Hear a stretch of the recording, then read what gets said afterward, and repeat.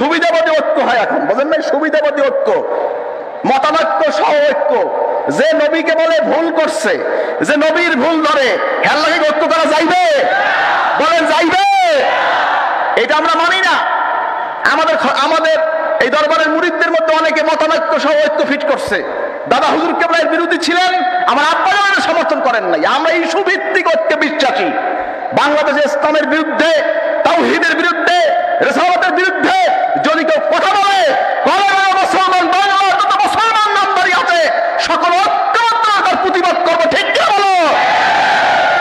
Issue ভিত্তিক ঐক্যে শর্ষিনা বিশ্বাসী, মতানৈক্য সহ ঐক্য শর্ষিনা কোনোদিন সমর্থন করে না। আপনারা সমর্থন করবেন না। কে কে করবেন না দেখতে চাই। নারায়ে তাকবীর। হিসাবটা মনে রাখবেন। এই আকবরের দ্বীন এলাহী নয়, আকবরের দ্বীন এলাহীর মতো ঐক্য নয়। ঐক্য হবে ইসলাম, তাওহীদ, রিসালাত।